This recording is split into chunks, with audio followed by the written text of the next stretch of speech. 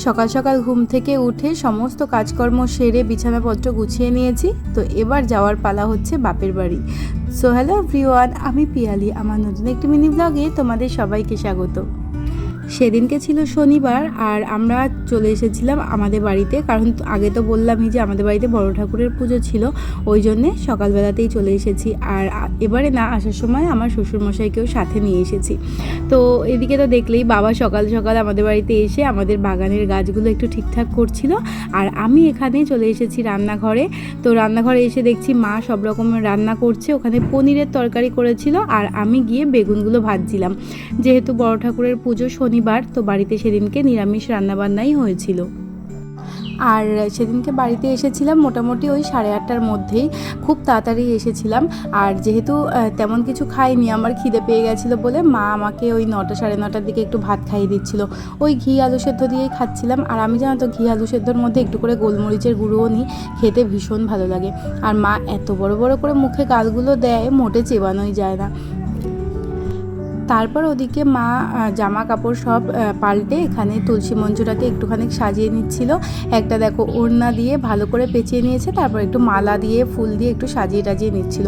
আর আমাদের বাড়িতে ওই 4টে থেকে 4:30টার মধ্যেই ব্রাহ্মণ চলে এসেছিলেন। মানে আমাদের বাড়িতে পুজো হলে একটু তাড়াতাড়ি ব্রাহ্মণ চলে আসেন। আর আমি তো এইবার পুজোর কিছুই ধরিনি, ওই জন্যে আমি কোনো কাজই পুজোর করিনি, সবটা মা করেছিল আর ফুল মা।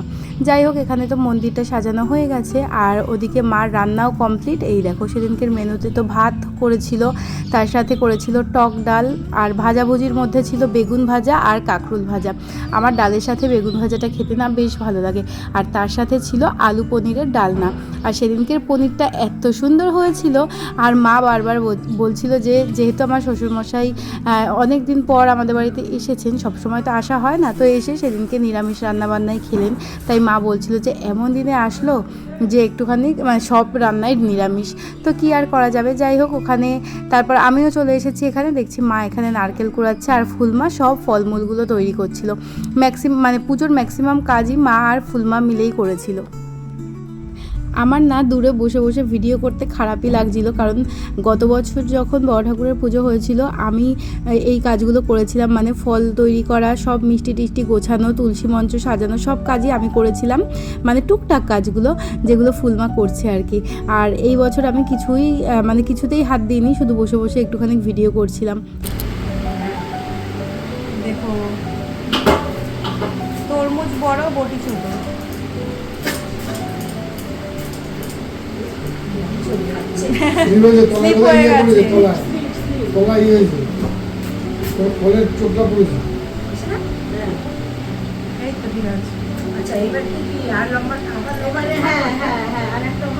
এখানে তো মোটামুটি সব ফল তৈরি করা হয়ে গেছে, আর এখানে মা আর ফুলমা বসে বসে গল্প করছিল আর এখানে ফল টলগুলো সব তৈরি করছিল। অনেক তাড়াতাড়ি সব কিছু রেডি করে নিয়েছিল, কারণ তাহলে না ধীরে সুস্থে কাজগুলো করা যায়। এই হ্যাঁ, রংটা খুব সুন্দর, দেখো পেঁপে দানা দিয়ে কি করবে? ও আচ্ছা, গাছের জন্য নৈবেদ্য সাজানো হচ্ছে। লাল তো তরমুজটা, ওই জন্য দেখতে বেশি ভালো লাগছে।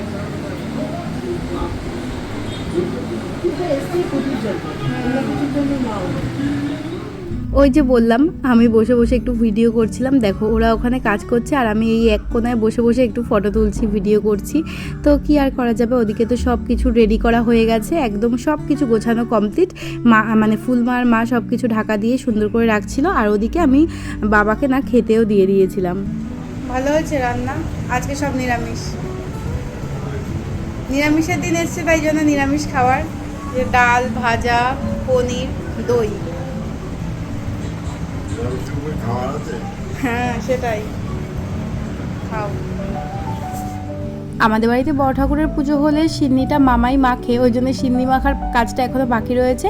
তো তারপরে ওই 2টো 2:30টার দিকে মামা এসেছিল, তখন মেখেছিল। এদিকে এদিকে আগে তাকা, একটু দেখি চুষি আমার দিকে তাকা, কিন্তু এই জুতিগুলো দেখি, চুষিনি পাখি। আর সিন্নির ব্যাপারটা হচ্ছে যে মা তখন সাজিয়ে দিচ্ছিল একটা গামলায়, ওটা কিন্তু মানে নারায়ণ পুজোর জন্য ছিল। আমাদের নারায়ণ পুজোর ওখানে তো সিন্নিটা ওরকমভাবে সব কিছু দিয়ে সাজিয়ে দিতে হয় আর পুজোর পরে মাখতে হয়। আর বড় ঠাকুরের জন্য যে সিন্নিটা সেটা একেবারে ভালো করে মেখে তৈরি করেই সাজিয়ে গুছিয়ে দেয়, ওইটা মামা মাখছিল। তো দেখো সেই সব করতে করতে আমি এখানে সুন্দর করে সেজে গুজে নিয়েছি। এই যে গুনুও সেজে নিয়েছে, ও চুল বেঁধেই এসেছিল, তো আমার পছন্দ হয়নি বলে ওকে সুন্দর করে আরেকবার একটু চুল টুল বেঁধে সাজিয়ে দিয়েছিলাম।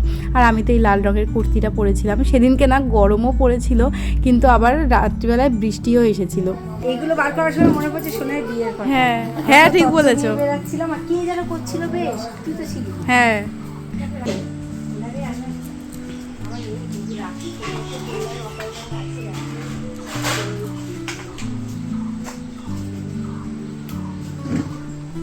একটু ভিডিও করছি, বের করছে একটা একটা। কিন্তু হ্যাঁ বলো।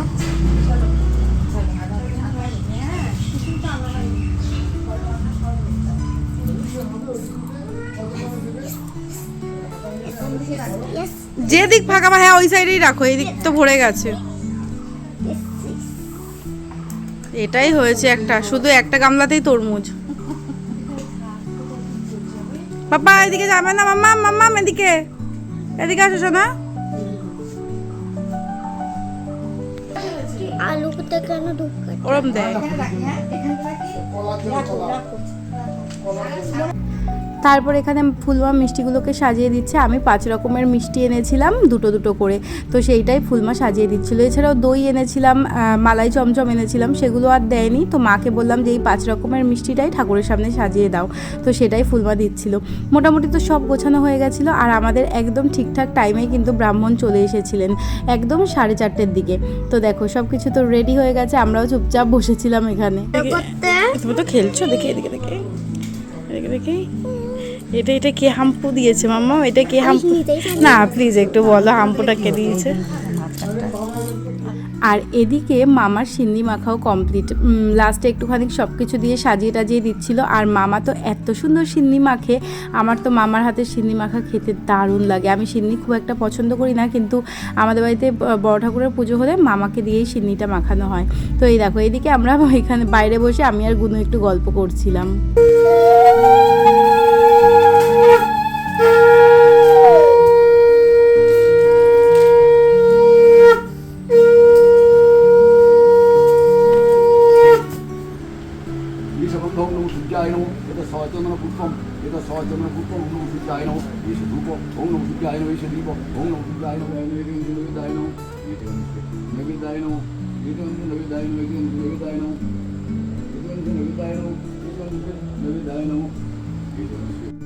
পুজো যখন একদম শেষ হয়ে গেছিলো তখন না লাস্টে মানে ভীষণ পরিমাণে আকাশটা মেঘলা করে ঝড় উঠেছিল আর বৃষ্টিও হয়েছিল। ভাগ্য ভালো ছিল যে আমাদের হোমযজ্ঞের কাজ সব কিছু মিটে গেছিলো, তারপরে কিন্তু বৃষ্টিটা হয়েছিল, খুব একটা বেশিক্ষণ হয়নি।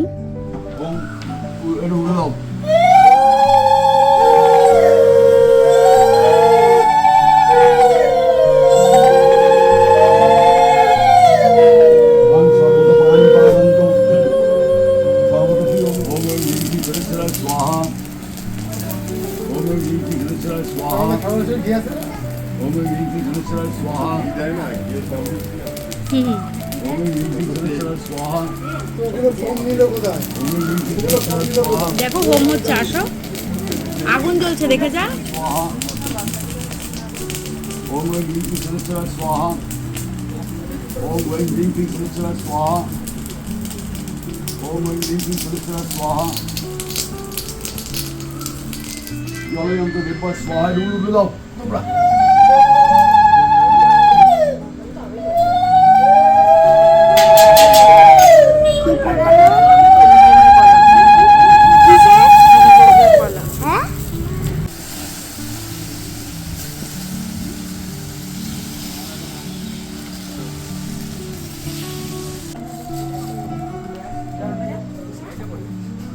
পড়েছে গুনু, পড়েছে,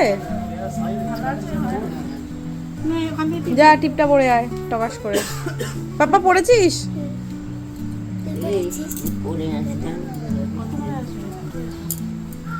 আর বৃষ্টি আসলে কিন্তু আসবো না, আমি ভিজে যা, আসবো। একবার গুছিয়ে আসেনি কেন বর্ষার মধ্যে? দেখি পাপা, দেখি দেখি মুখটা দেখি, মুখটা দেখি, দীপটা দেখি, দীপটা। ও বাবা, ভালোই লাগছে, চশমাটা পরেই ভালো লাগছে।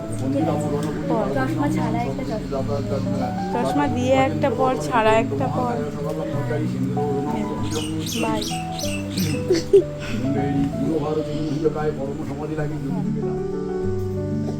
আকাশটা দেখ, এখান থেকে ক্যামেরা ধরে। হ্যাঁ, সত্যি।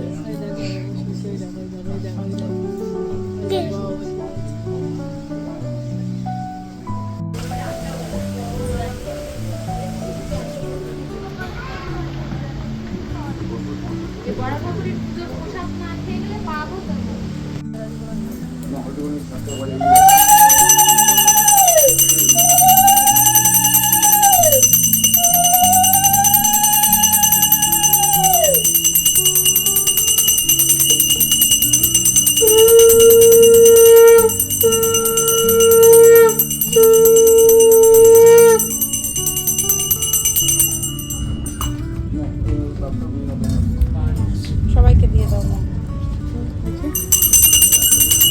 গুনো, দেখি মায়ের দিকে একটু দেখি। পাম পাম, বনু বনু, দাঁড়া।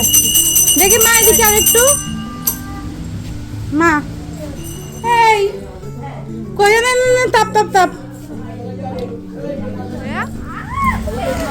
মামা কিরম মেঘ করেছে, আমাদের পুজো হয়ে গেছে, বৃত্তিয়া পড়তে। দেখ এই দিকটা ভীষণ মেঘ করেছে। পড়েছিস তো একটা বেকার টিপ, তার আবার কিসের ফটো তোর? ফটো তুলছি, এই যে আমার তো একটা ফটো তুলছি।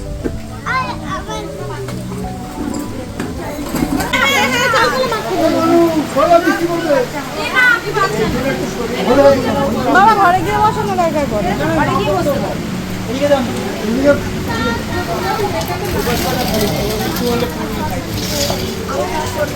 কি বাজে, ওইগুলো পুকুরে ফেলে আসতে হবে। তুলে একটা প্যাকেটে রাখো না।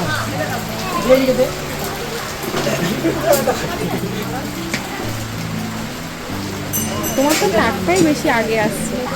টক বেশি আসবে না তো কি আসবে?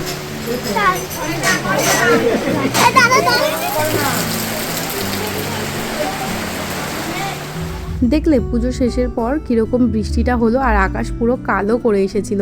আর আমি তো বাবাকে বলছিলাম, যেহেতু বাবা বাড়িতে ফিরে যাবে, যে কখন যাবে কি করে যাবে, ওই জন্য বাবাকে আগে আগে প্রসাদ খাইয়ে না, প্রসাদ দিয়ে বাড়ি পাঠিয়ে দিয়েছিলাম। তারপর বৃষ্টি কমে গেছে, আমরা এখানে বসে প্রসাদ খাচ্ছিলাম। আর এই যে বনু এসেছিল, বনু কিন্তু সেদিনকে আমাদের বাড়িতে ছিল। আর বাপন এসেছিল ওই রাত 9টার দিকে, তো ও তখন এসে প্রসাদ খেয়েছিল। এখন এসেছে, এসে এখন প্রসাদ খাচ্ছে, দেখিস ভিজে না হয়। তোর জন্য আমি আর সিন্নি রাখিনি, কারণ তুই খাস না কিছু না। প্রচুর সিন্নি ছিল, খাচ্ছে। হাত মুখ ধুয়ে নিস। হ্যাঁ, তারপর রাত্রিবেলায় তো বাপন এসে প্রসাদ টোসাদ খেলো। এদিকে আমরা খাওয়া দাওয়া করে এখানে ঢালা বিছানা করেছিলাম মাঝের ঘরটায়, 3 জনে মিলে ঘুমিয়েছিলাম, বেশ ভালোই লাগছিল। আর আমরা যেহেতু ছিলাম ওই জন্য বনুকেও রেখে দিয়েছিলাম। আমরা অনেক রাত পর্যন্ত গল্প টল্প করে তারপর ঘুমিয়েছিলাম। আর এই তো সেদিনকে সারা দিনের ভিডিও এটাই ছিল। তোমাদের যদি ভিডিওটা ভালো লাগে অবশ্যই একটা লাইক করে দিও। আর সবাই খুব ভালো থেকো, সুস্থ থেকো। চলো আজকের মতন টাটা।